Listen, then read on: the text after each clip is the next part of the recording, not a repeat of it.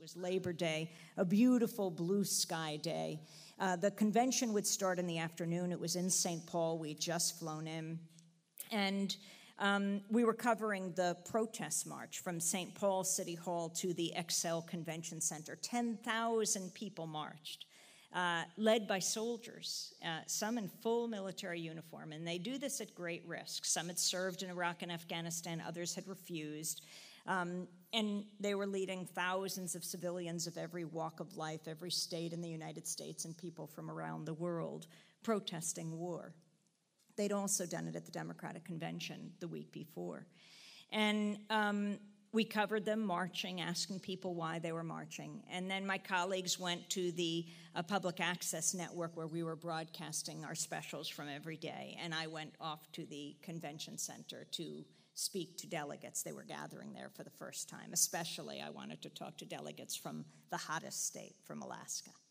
And I got a call from our senior producer, Mike Burke, and he said, come quickly to 7th and Jackson because Nicole and Sharif have been arrested. We think they've been hurt. Now, Sharif Abdel-Quddus is our senior producer, and you may, if you're regular listeners to or viewers of Democracy Now!, seen his incredible reporting in Egypt covering the uprising. And I'll talk more about that in a minute, but the anatomy of a revolution that he drew for us over 18 days was truly remarkable, the son of Egypt, and he's returning this weekend to Egypt to continue his reports.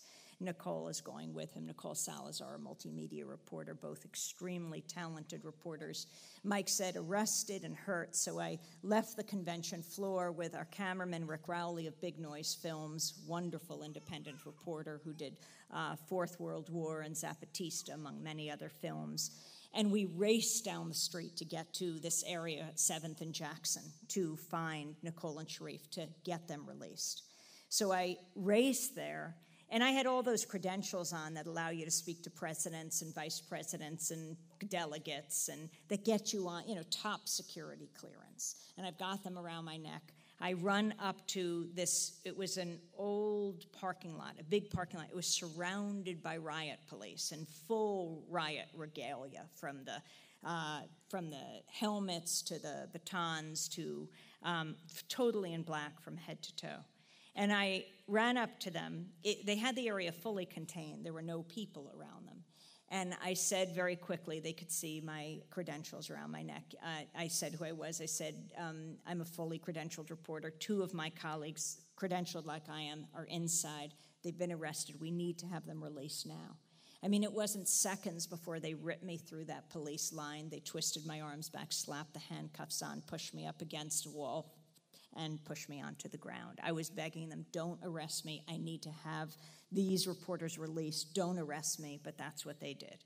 I was desperately looking for Nicole and Sharif. Couldn't see Nicole anywhere, but I did see Sharif across the parking lot, hands behind his back, and I demanded to be brought to him. They finally did. I asked the police to loosen my handcuffs because they were cutting off the circulation, so they tightened them. So we were both standing there, our hands behind our back. Sharif was bleeding. His arm was bleeding.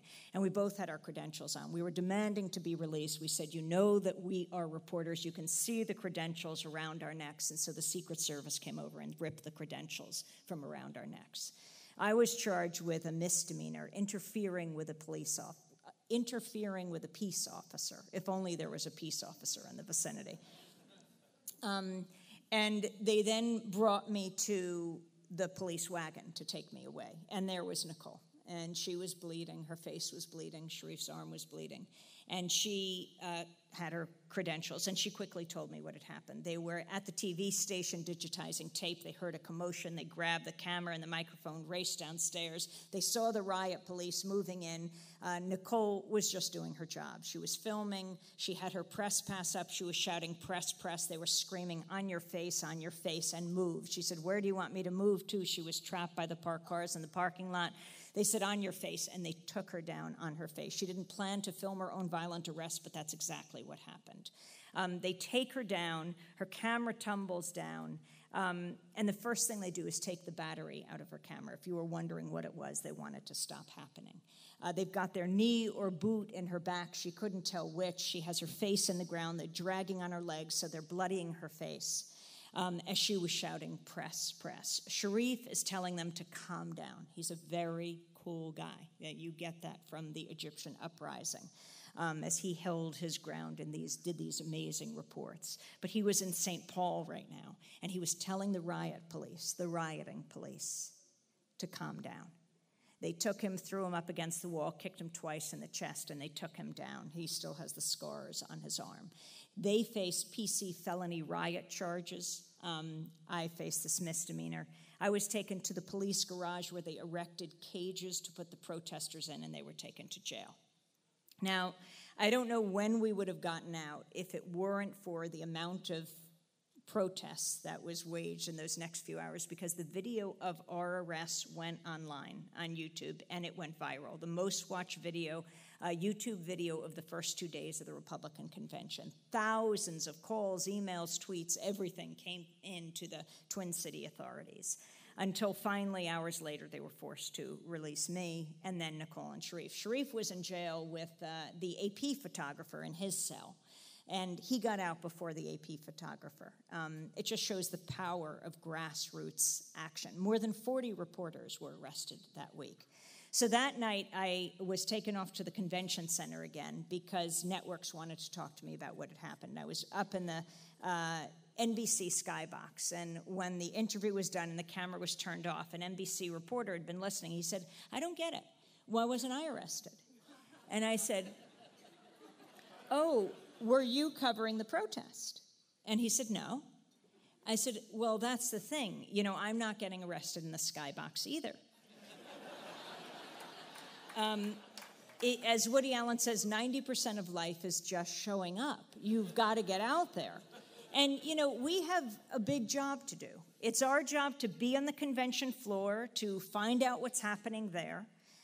It's our job to get into those corporate suites. Who is sponsoring the Republican Governors Association? Well, now we know it's the Koch brothers, it's Rupert Murdoch, each giving more than $1 million to the Republican Governors Association. In Denver, who's sponsoring the Democratic Senatorial Campaign Committee? Basic tenets of good journalism: follow the money.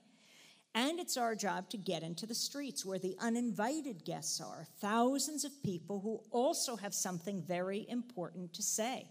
Democracy is a messy thing, and it's our job to capture it all.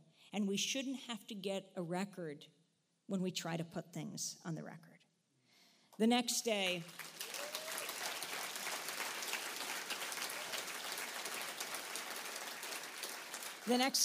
I went off to cover the St. Paul police chief, John Harrington's news conference, who was talking about the success of the police operation over that first day of the convention.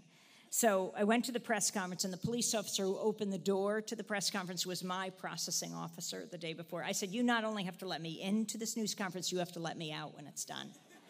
So I described what happened to Chief Harrington, what happened to Sharif and to Nicole and me. And I said, what have you told the police to do? And how do you expect us to operate in this atmosphere? And he said, we could embed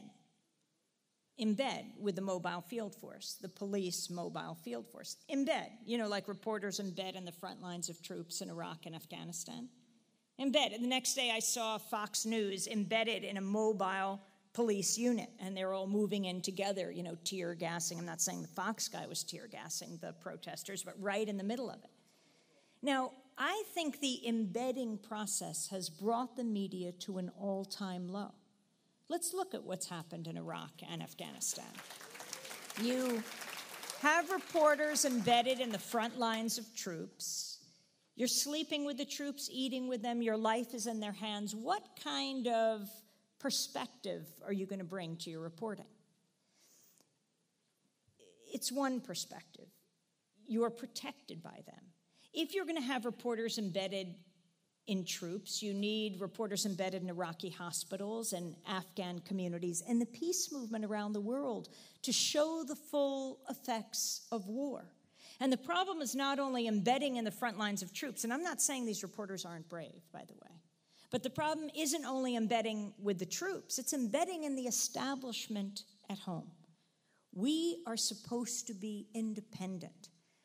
My brother David and I, one of our books is called Static. And the reason we call it that is in this high-tech digital age, with high-definition television and digital radio. Still, all we ever get is static, that veil of distortion and lies and misrepresentations and half-truths that obscure reality, when what we need the media to give us is the dictionary definition of static: criticism, opposition, unwanted interference. We need a media that covers power, not covers for power. We need a media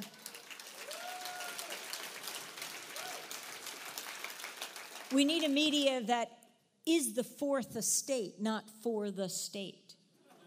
And we need a media that covers the movements that create static and make history.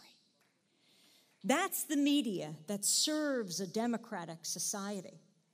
And I understand that no matter what happens here this week in Canada, that some kind of history is being made. And I think it's really important to look at movements and the power of movements and how important they are.